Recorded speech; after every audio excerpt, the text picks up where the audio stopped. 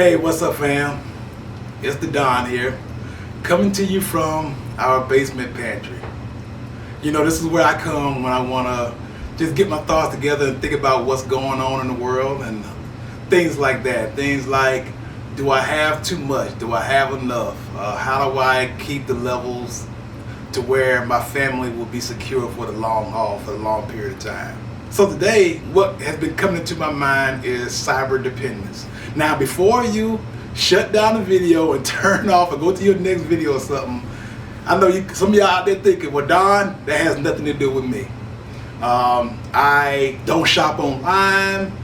When I go to the grocery store, I pay cash, and I keep my money stuffed in a mattress.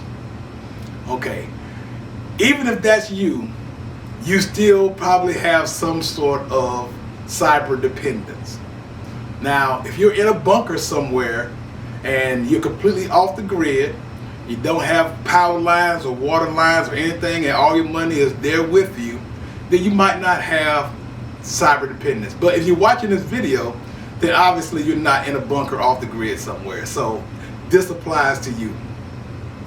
So why am I thinking about this today? See, the truth is we all are subject to some sort of cyber dependence. The water that's being treated, that's being pumped into our homes, it's on a system that controls the amount of contaminants that's in it, trying to remove the contaminants. If you have any money in the bank, that money is digital now. That's just the way the banks work these days. Also, we are connected to a vast electrical grid, a vast electrical network that is controlled in some ways, in many parts, by networking and cyber security systems. So the truth is that we all have some sort of dependence on cyber systems. So why am I talking about this today? So before I came down here today, I was reading about what happened in Oldsmar, Florida. Now, first of all, it bothered me that this did not get more attention. But in Oldsmar, Florida, somebody hacked into the water treatment systems and changed something to allow sodium hydroxide, which is lye, to go from 100 parts per million to 11,100 parts per million. That was enough to poison everybody in that whole city. Somebody tried to poison an entire city using vulnerabilities in their cybersecurity. Now, a person was able to stop the attack, notice that the levels were too high, and were able to adjust them back. But it gets you to wondering, like, okay, what if that person wasn't alert at that time? What if they didn't notice that for 2 or 3 hours? What kind of damage could have been done? Now, the FBI and all kind of other organizations have been looking into it and stuff, and they're trying to figure out who did it and why. But it just gives you an example of what kind of things can be done. There are bad actors out there. Another thing is the electricity. The Russians in 2015 were able to interrupt the entire Ukrainian power grid. Those guys are under arrest right now and they were caught, but it shows that there is a vulnerability there. And now I want to talk about banking systems. Now, we all know that hackers are constantly trying to get your information so they can try to get into your bank accounts and stuff like that. Well, there's far other ways. People can create bank accounts in your name. People can make fake mortgages for your house and stuff like that. So there's far more to cybersecurity when it comes to your banking system than you might be aware of. Now, why am I bringing this all up to you right now? You might be saying, well, Don, I'm not a cybersecurity expert. There's nothing I can do about it. If somebody is just smart enough to attack me and get my stuff, there's not really much I can do. All I can do is I can hope banks are looking out for my best interest. Well, what we can do as individuals, as preppers, is try to reduce our dependence on cyber-connected systems. As for water, if we're notified that the water may have been contaminated, you know, Peggy and I have a pallet full of water.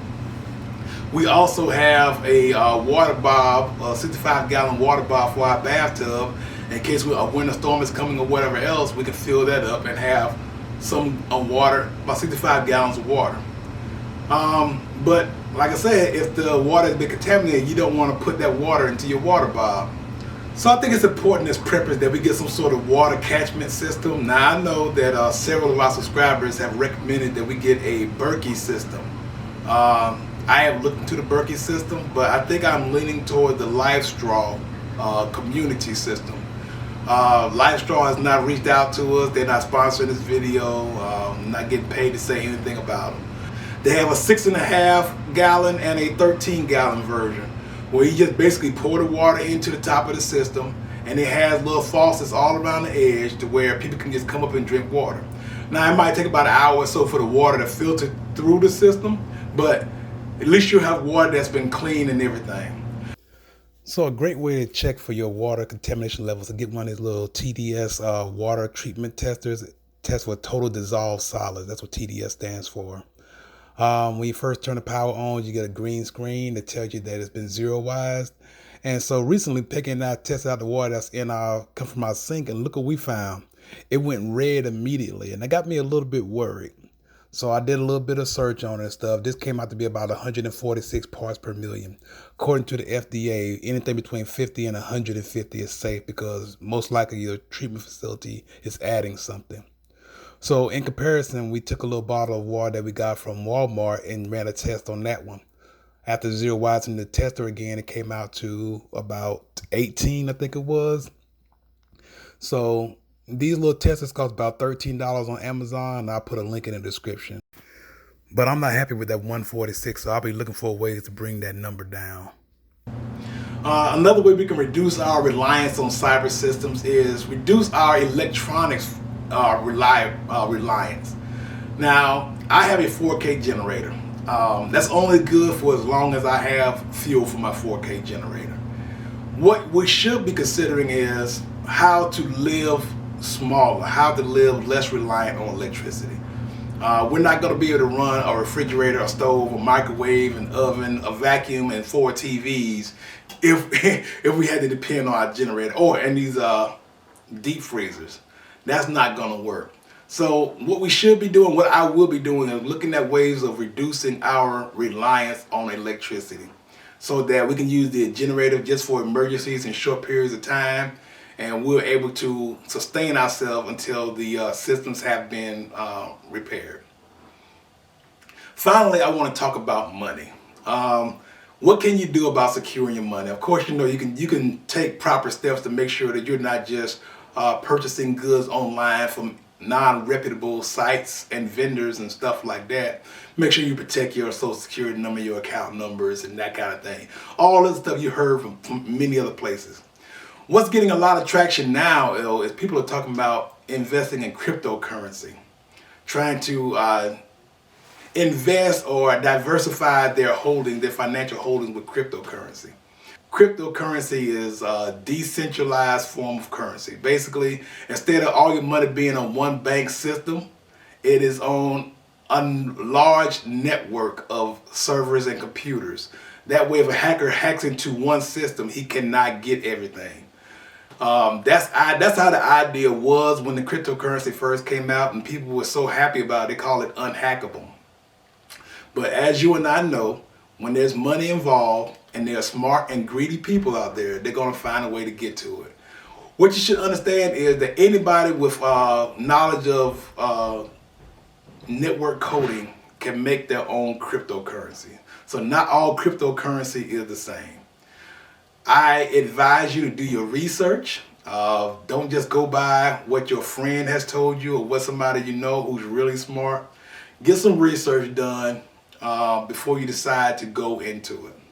In 2021, what has happened, because of COVID, a lot more people are working from home. They're connected to their job, they're connected to their systems, and like that water treatment guy could have been working from home, might not have been paying attention at that time. He might have stepped away for a few hours, and then what would have happened? We have people who are not as well trained, who are being forced into working at home, and they're not taking the proper precautions. So they might not be taking all the protective measures that people who have been trained to do so will be taking.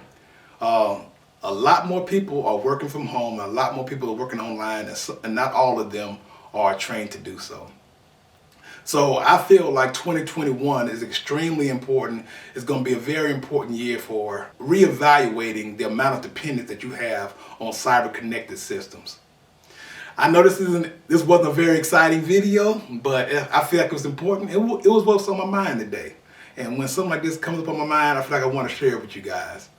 That's about all I have. I am not an expert by any means. I know, hey, I'll try to answer any question that you list in there. But like I said, there are way better sources. I just wanted to give you some things to talk about, some things for you to think about, and some things for you to evaluate in your own home and in your own family and your own prep plan. That's about all I have for today, fam. I appreciate your attention. Please remember to hit that like button, and remember to go out there and do something good for yourself and for others as well. Y'all take it easy, fam.